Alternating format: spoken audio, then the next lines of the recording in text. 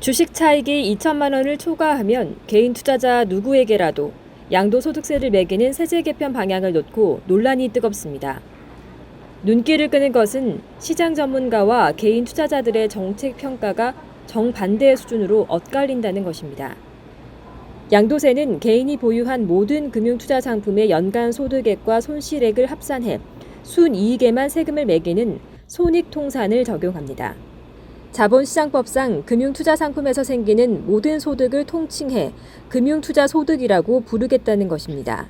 투자 기간 3년 동안은 손실을 2월 공제하는 방식으로 부과하기로 했습니다. 이 점에 대해선 전문가들의 칭찬이 쏟아집니다.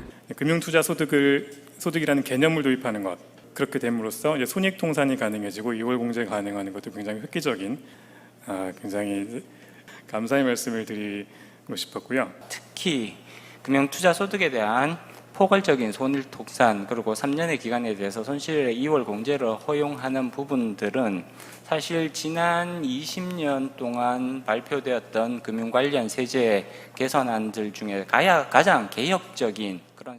2023년부터 국내 주식에 투자해 연간 2천만 원을 넘게 번 투자자는 2천만 원을 뺀 양도 차익에 대해 20%의 세금을 내야 합니다. 차익이 3억 원을 넘을 경우 세율은 25%로 올라갑니다. 현재는 대주주로 분류된 투자자만 양도세를 내고 있습니다. 그러나 투자자들은 선진 금융세제를 그저 표방하기에는 국내 주식시장의 펀더멘털이 그에 못 미친다고 주장합니다. 이제 세계 스탠다드, 글로벌 스탠다드에 맞춰가야 된다. 근데 이제 앞서 말씀하신 것처럼 전혀 펀더멘털은 글로벌 스탠다드가 아니다. 네, 그거가 일단 선행이 돼야 이 세제가 선진화되는 게 합당하지 않을까라는 게 제 생각입니다. 조세 저항이 당연히 일어날 수밖에 없습니다. 세부적인 과세 방식에 있어 매월 양도 차익을 원천 징수하는 것에 대해선 투자자 불만이 큰데 개선의 여지는 있어 보입니다. 정했지만 이 문제도 저희가 더욱더 검토를 해서 최종안에는 보다 더 나은 안을 반영이 되도록 하겠습니다.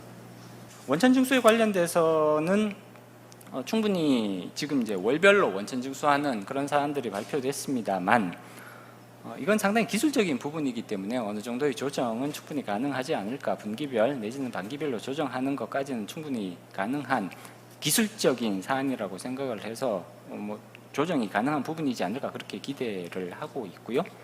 원안에 따르면 금융회사가 원천 징수세액을 잠정 산출하고 이를 제한 만큼만 인출할 수 있도록 합니다. 일단은 매달 원천 징수하고 다음 해 5월에 최종 정산하는 식이어서 소득세를 공제한 자금만큼은 묶여 일종의 복리 효과를 누리지 못한다는 지적이 제기됐습니다. 증권거래세가 다른 국가에 비해 상대적으로 높다는 것은 기획재정부도 인정하고 있으며 2023년 0.15%까지 낮춘다는 방향을 제시했습니다. 증권거래세에 대해서는 상대적으로 0.45%로 기본 세율이 0.45%로 상대적으로 세율이 높다는 지적이 있을 수 있습니다. 0.25% 하더라도 대만이나 중국, 스위스에 비해서는 상대적으로 세율이 높은 상황입니다. 그러나 이중과세 논란은 여전합니다.